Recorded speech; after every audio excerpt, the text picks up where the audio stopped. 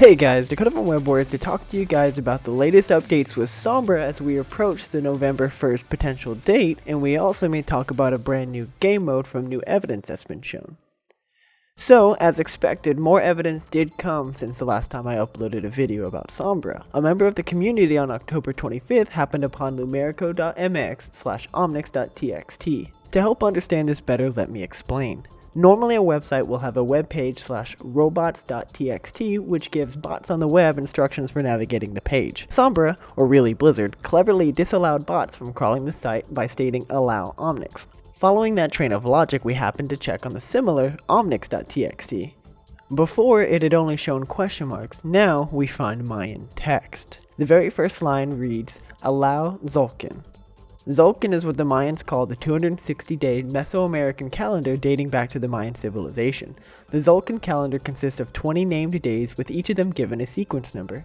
Now each of these are associated with a natural phenomena or meaning, but for now what matters is their sequence number. Looking back on omnix.txt shows a second line, allow imixchikchan manik imixchikchan imixchikchan imix, and it continues on from there.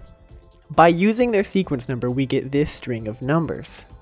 1, 57, 1, 51, 51, 75, 16, and so on. Have you picked up on the pattern yet? You may have noticed that the Mayan calendar days seem to repeat a lot, and you're right. If you look at the Mayan number system, the answer becomes a bit more clear.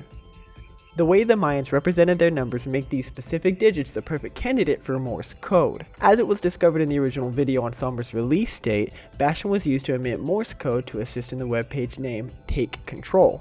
Well, now this latest Morse code converts to Execute Attack. Just like Take Control, lumerico.mx/executeattack/index.html brings us to another Sombra message which translates to, the moment has come. The emails have exposed the truth about Portero. The uprising has started and the people of Mexico are with us. It is the moment to strike.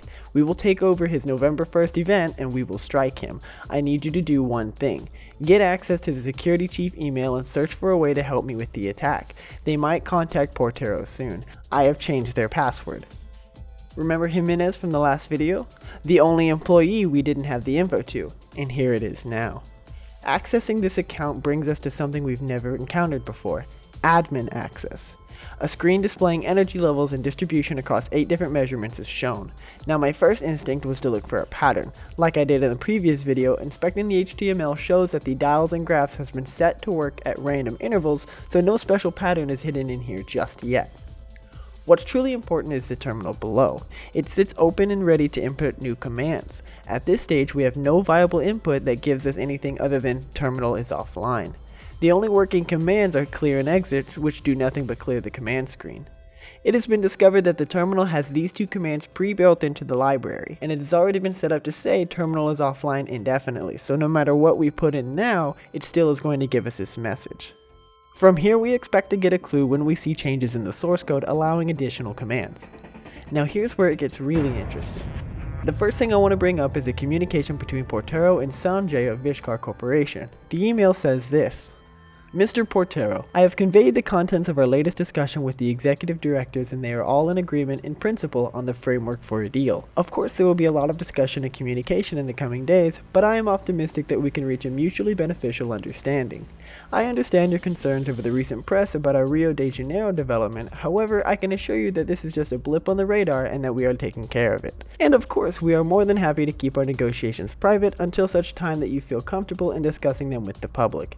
And of course, we are more than happy to assist in smoothing over any conflicts that might come up in opposition to our proposals. Sincerely, Sanjay. A lot of theories and general ideas now point to this entire event is happening in the near past due to the comment about taking care of the Rio development. To quickly recap, Vishar, whom Symmetra is employed to, established themselves in Rio de Janeiro to provide order and prosperity, only to enact a corporate police state in the name of order. Lucio led a rebellion against them and forced Vishar to end its occupation there.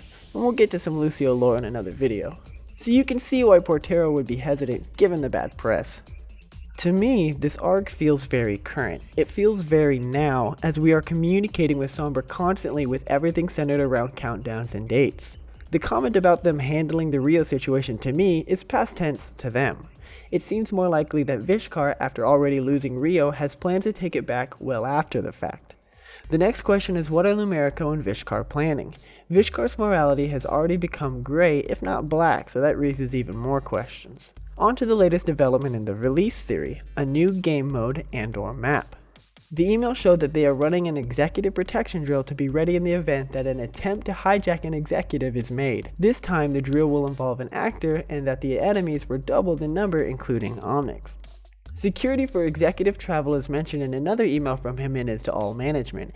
Each executive will get a security team consisting of 2 specialists for the public order, a personal bodyguard, and a conductor in constant contact with the plant.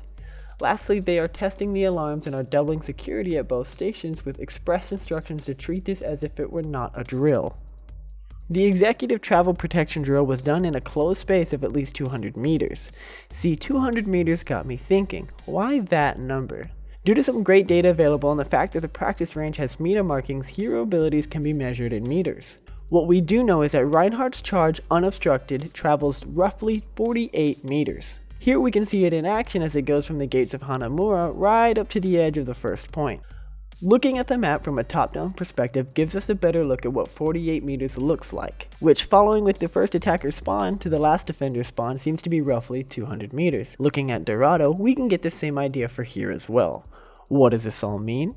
It looks like we are alluding to a new map or an event occurring on Dorado where we will either escort/stop the movement of a Dorado executive, Guillermo Portero.